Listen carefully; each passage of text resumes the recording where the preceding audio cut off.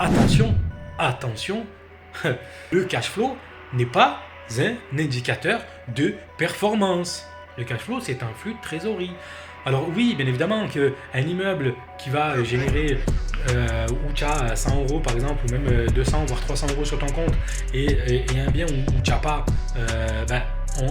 tu as tendance à dire oui, je vais favoriser l'immeuble où tu as, qui dégage le plus de cash flow. Mais non, comme j'ai déjà dit, parce que le cash flow il dépend de la durée d'emprunt. D'accord? Salut les amis, donc aujourd'hui on va parler d'investissement dans des immeubles de rapport clé en main, à savoir est-ce qu'on peut vraiment acheter des immeubles clés en main et derrière avoir du cash flow, avoir cette liberté financière où il faut se faire chier, d'accord? Donc voilà. Alors moi, si tu ne me connais pas, moi c'est Aldo, je suis investisseur immobilier et j'investis dans des immeubles de rapport. D'accord, là on est en 2024, début 2024, j'ai découvert l'investissement immobilier il y a 5 ans et depuis en fait ça a clairement changé ma vie parce que je suis déterminé et voilà, j'ai envie d'acheter des actifs, acheter des actifs. Donc du coup sur cette chaîne je te partage ma vie d'investisseur au quotidien, que ça soit les galères, que ça soit les réussites aussi, que ça soit voilà, les actifs que j'ai générés pour que de ton côté tu puisses, si tu veux, en découvrir un peu plus. Voilà. Alors, bon, je vois beaucoup de choses sur les réseaux sociaux et franchement, des fois ça m'agace, des fois ça me fait rire, des fois des fois je passe et je suis même pas, parce que y a des gens qui annoncent en fait des chiffres qui sont erronés, d'accord? Et ça d'ailleurs c'est le premier point vraiment, parce que quand on vous annonce des chiffres qui sont erronés, le problème c'est que si vous n'êtes pas formé, si vous n'avez pas de connaissances, vous ne pouvez pas savoir que en gros les chiffres qui sont annoncés sur les sites en ligne, en fait ils sont faux. D'accord, voilà, parce que quand on vous annonce qu'il y a 500 euros de cash flow sur un bien, mais que derrière vous ne savez pas le calculer réellement, vous ne pouvez pas savoir si vraiment ce qu'il dit c'est vrai ou pas. D'accord.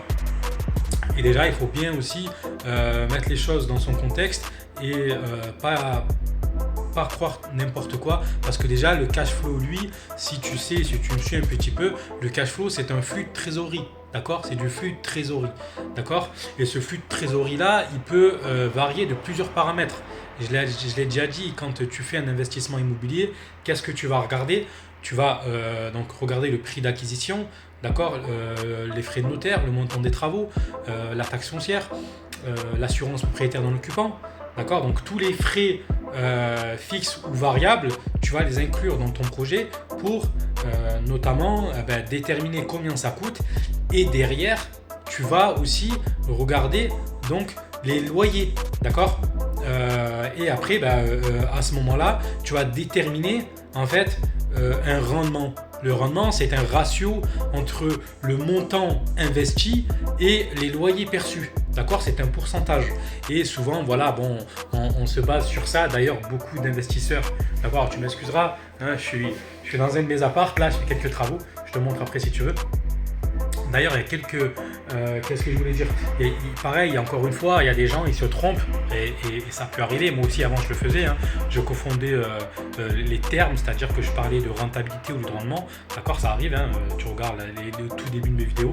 Parce que voilà, je pensais que ce calcul-là, c'était la rentabilité. Et en vrai, non, c'est le rendement. D'accord, la rentabilité, elle prend en compte le rendement plus la plus-value à la revente, d'accord. Et là on parle de rentabilité, et encore une fois sur les annonces il y a des gens qui parlent de rentabilité alors qu'en vrai c'est rendement. Donc c'est pour ça que c'est important de connaître les termes, de connaître tout ça, comme ça au moins tu n'es pas perdu et tu sais ce que tu achètes, d'accord. Voilà, ça c'est bon. Après c'est quoi que je voulais dire? Pour ce qui est en fait donc, du cash flow, comme je te disais, en fait le cash flow lui il va on va dire, allez, pour simplifier, le cash flow, on va dire, c'est ce qui va rester sur ton compte en banque. Donc le cash flow, c'est voilà, c'est le le crédit.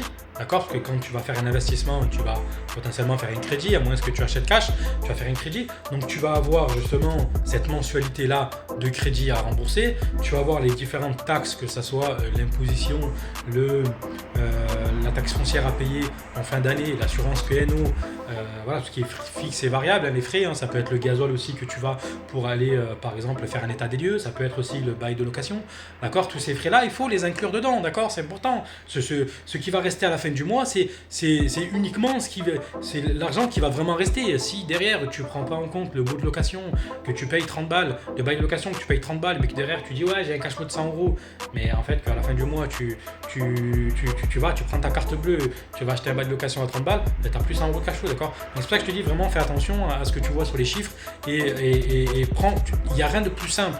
Tu prends une feuille, tu calcules donc le montant des loyers, et ça c'est pareil, encore une fois, on te raconte des conneries, le montant des loyers, il faut qu'il soit hors charge, d'accord? On te met des fois des montants de loyer qui sont charges comprises, mais rien à voir, les charges comprises, c'est pas ce qui rentre dans notre poche, d'accord? D'accord, les charges, c'est ce que le locataire paye, d'accord? Hors charge, c'est ce que nous, réellement, on a dans notre poche, d'accord? Voilà, après, donc tu as ce loyer hors charge là, et tu déduis, la mensualité de crédit. Tu vas déduire, donc, comme tu disais, tous tes chiffres là, et après, à la fin, tu vas voir ça. Et il y a aussi un point essentiel, et ça, encore une fois, il y a tellement de conneries qui est racontées sur les réseaux ou sur YouTube, etc. Parce que tu sais, les mecs, ils veulent te vendre une formation à 3000 balles, ben forcément, ils vont te cacher des choses. Hein. Tu sais, parce que la vraie liberté financière, tu vois, moi je suis pas en mode de liberté financière, frérot. J'ai un sandwich à 2 balles, tu vois, voilà, quand tu commences à investir, il y a un moment donné, il faut savoir aussi ce que tu veux, il faut se priver, ça sert à rien d'aller au restaurant, à payer un restaurant à 100 balles. Voilà, tu fais, bref, on parlera encore des travaux, etc. Ma stratégie que j'ai, moi, je fais les travaux, moi, etc. Voilà, bref, on prend en compte vraiment tous ces frais-là, parce que c'est hyper important, en fait, si tu veux être juste, d'accord? Si tu veux pas avoir d'imprévu, si tu veux pas te retrouver en galère, te dire, ben merde, j'ai plus d'argent pour ne serait-ce que mettre un coup de peinture, et finalement, je peux plus louer, je peux plus rembourser le crédit, et tu vas te retrouver dans la merde. Voilà, donc c'est vraiment important. Et pareil pour les impôts aussi. Encore une fois, les impôts, c'est pas un hasard. Hein. Tu sais, les impôts, il y a un point aussi important que les gens ils sachent pas, c'est que les impôts, quand tu vas avoir 2000 euros de loyer, tu vas avoir des charges. En fait, les impôts, ils en ont rien à foutre du crédit que tu as. D'accord? Ils s'en foutent, eux. Donc eux, ils vont considérer quoi? Si tu es par exemple au régime réel, c'est-à-dire que s'ils se basent réellement sur les charges que tu as, en fait, ils vont prendre en compte donc, le montant des loyers annuels. D'accord? Ils vont déduire toutes les charges, enfin ils vont déduire, c'est-à-dire que c'est toi, tu vas les déduire au niveau de ta comptabilité et après tu vas être imposé sur ça, d'accord? Et fais attention parce que c'est traite, c'est-à-dire que le fait que tu as un crédit derrière sur le dos, tu peux te retrouver à finalement payer beaucoup d'impôts, mais derrière ne pas assumer parce que forcément tu as le crédit derrière. Alors ça c'est pareil encore, tu vois, il y a encore plein de vidéos aussi qui vont sortir sur ce fameux histoire de dire mais sur quelle durée j'emprunte. Encore une fois, est-ce que je mets de l'apport? Parce qu'encore une fois, le cash flow, lui, qu'est-ce que c'est? Le cash flow aussi, il va dépendre, le flux de trésorerie qui va te rester, il va dépendre aussi de la durée d'emprunt. Donc tous les mecs qui t'annoncent des cash flows à 500 balles et que derrière, en fait, ils te mettent même pas le montant, ils te mettent même pas la durée du crédit sur l'annonce, ils te mettent même pas le taux, mais en fait c'est erroné. Pourquoi? Parce que le cash flow, lui aussi, le montant de ton cash flow, tu as la durée d'emprunt qui est déterminée. Tu es d'accord avec moi que si tu fais un prêt sur 10 ans, par exemple, où tu as 1000 euros de crédit à rembourser, et si tu fais un prêt au lieu sur 20 ans, admettons que tu vas avoir 500 euros, d'accord? Donc le cash flow, lui, il va dépendre aussi de la durée d'emprunt. D'accord? On ne te fait pas avoir. Voilà. Quand tu vois des annonces alléchantes comme ça, etc. D'accord? Tu sais, c'est dans le business, c'est malheureux, mais c'est comme ça. C'est chacun pour soi. Hein. Il y a pas de. Il y a des gens, ils en ont rien à branler. Hein. Tu sais, ils sont prêts à te raconter des conneries pour vendre leurs biens. D'accord? Voilà. Hein. Moi, sur mes immeubles, quand les gens me demandent quoi que ce soit, je réponds, la preuve en est que mon annonce elle est très claire, je détaille tous les chiffres, j'ai rien à cacher. Voilà, c'est à prendre ou à laisser. Et je préfère limite avoir 1 ou 2 clients qui viennent vers moi, mais qui, je sais que derrière, les chiffres que j'ai posés sont réels, que avoir 40 personnes qui me contactent et au final raconter du pipeau, tu vois ce que je veux dire. Voilà, donc ça, maintenant... Donc, ma stratégie, tu la connais, je pense, si tu me suis. Moi, en début d'investissement, je n'achète pas d'immeuble clé en main.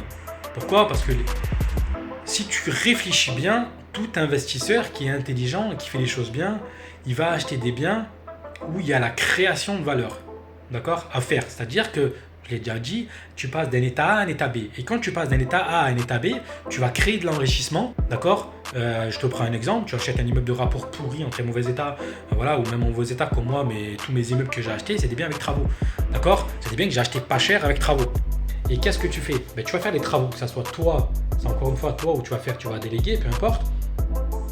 Et ce qui va faire que tu vas créer de la valeur. Et du coup, la valeur de ton bien, elle va augmenter. C'est normal. Parce que, voilà, c'est normal. Encore une fois, ça aussi, il faut calculer. Parce que tu as des secteurs où tu as beau faire des travaux, la valeur, elle n'augmente pas du bien.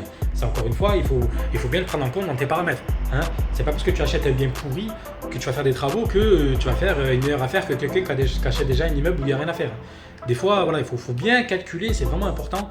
Voilà, parce qu'il y a des secteurs où des fois, il vaut mieux acheter par exemple un immeuble qui est clé en main, où il n'y a rien à faire, où tu vas le négocier au bon prix, que d'acheter un immeuble où il y a beaucoup de travaux en disant, voilà, parce que estimer des travaux, c'est quand même assez compliqué. Et surtout en ce moment avec le marché, etc., où tout augmente, etc., tu peux vite te retrouver, je sais pas moi, au lieu de mettre 100 000 euros de travaux, te retrouver à mettre 150 000, et du coup, tu vas avoir un bien qui au final t'aura coûté plus cher. Voilà. Maintenant, voilà, si tu es intelligent et que tu as un minimum tu réfléchis, etc., au niveau des coûts, tu calcules tout bien, etc., que tu fais tes devis, que ça soit ne serait-ce que pour les fournitures, etc., tu vas savoir clairement avant de lancer dans ton projet si tu fais une bonne affaire ou pas. Voilà. Et d'ailleurs, c'est rare, et d'ailleurs je le dis, c'est rare que des immeubles clés en main dégagent du cash flow sur des courtes périodes. Il va falloir souvent faire des prêts sur 25 voire 30 ans, ou alors à ce moment-là changer donc le mode d'exploitation, c'est-à-dire passer sur la location de courte durée pour dégager du cash flow. Mais attention, je pourrais faire des histoires pendant des heures. Le cash flow n'est pas un indicateur de performance. Le cash flow, c'est un flux de trésorerie. Alors oui, bien évidemment qu'un immeuble qui va générer où tu as 100 euros par exemple, ou même 200 voire 300 euros sur ton compte, et un bien où tu n'as pas, tu as tendance à dire oui, je vais favoriser l'immeuble où tu as, qui dégage le plus du cash flow. Mais non, comme j'ai déjà dit, parce que le cash flow il dépend de la durée d'emprunt. D'accord? Mais là où l'enrichissement est le plus important, c'est pas sur le cash flow. Le cash flow, que j'ai déjà dit, c'est un flux. C'est bien qu'il soit positif parce que ça t'évite d'être à découvert, d'être en galère.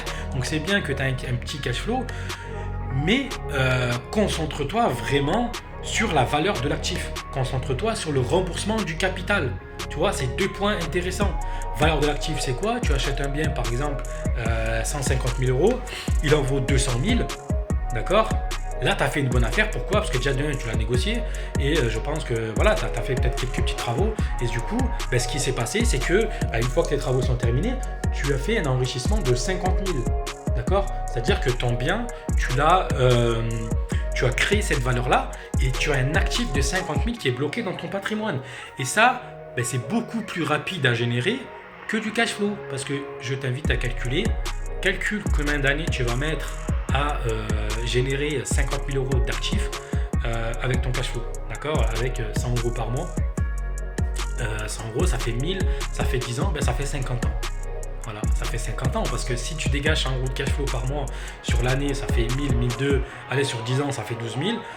Voilà, allez, à peu près 45 ans. C'est-à-dire que tu auras mis 45 ans pour générer 50 000 euros de cash flow alors que l'actif net se fait une fois que tes travaux par exemple sont terminés.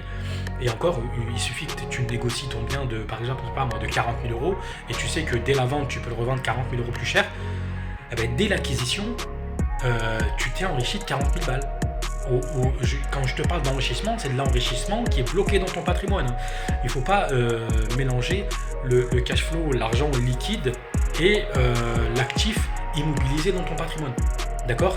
Et moi d'ailleurs aujourd'hui, tu le sais, et c'est pour ça que c'est ce que je fais aujourd'hui, c'est ma stratégie, c'est de me créer un maximum d'actifs immobilisés dans mon patrimoine. Et là, tu l'as vu, je suis en train d'arbitrer du patrimoine pour justement transformer ces actifs que j'ai générés dans mon patrimoine pour le transformer en liquidité.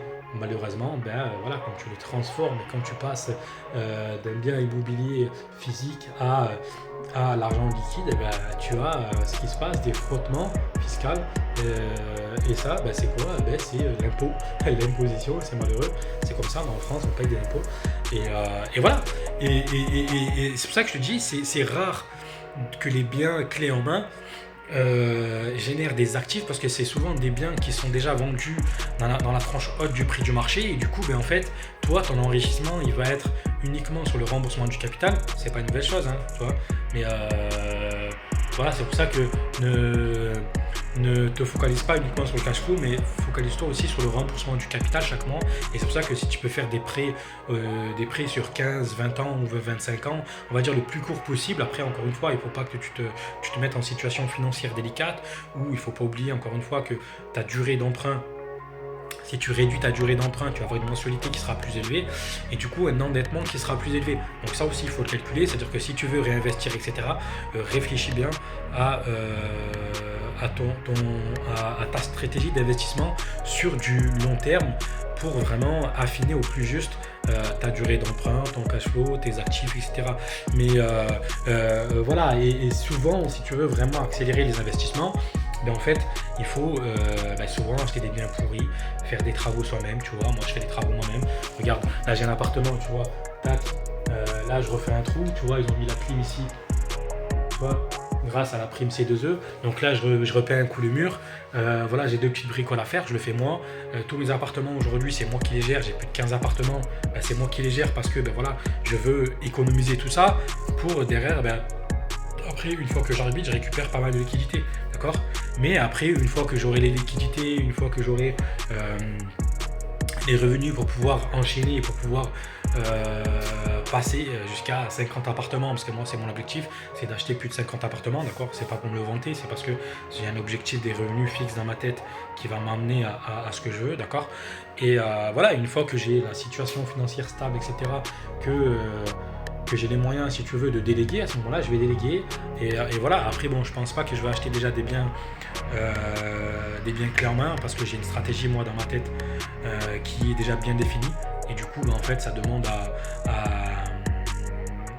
acheter le bien, à le transformer et à créer le rendement que je veux. Voilà. Donc, mais après, encore une fois, si tu es investisseur, par exemple, que tu travailles, que tu n'as pas le temps, etc., d'acheter des biens avec des travaux, que tu veux vraiment ça gérer en mode passif, etc., il n'y a pas de problème. Tu peux acheter des biens clés en main et c'est pas forcément plus mal, hein. C'est juste que tu vas avoir un enrichissement qui sera un peu plus long.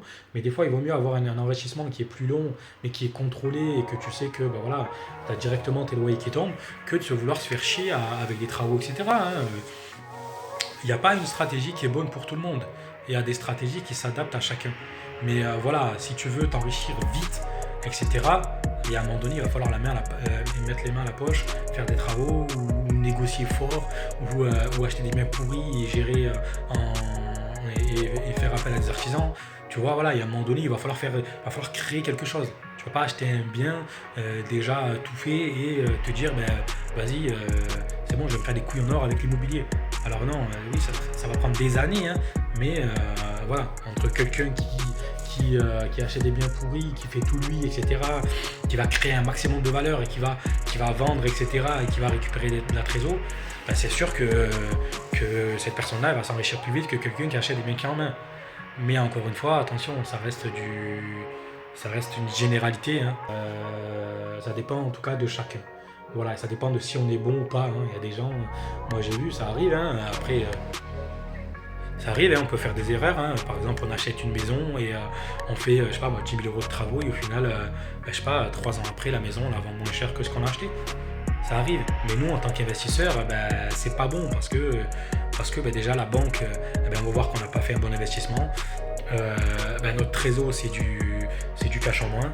Donc voilà, tout ça fait que il faut éviter en fait. Parce que les premiers investissements, c'est les plus importants.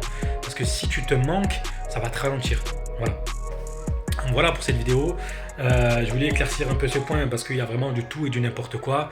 Donc si tu veux, j'ai créé un groupe privé où on est uniquement entre investisseurs, vraiment, où là on s'entraide. Alors il y a des groupes Facebook, etc., que j'ai créé, tu le sais sûrement, qui s'appelle Investir dans un immeuble de rapport.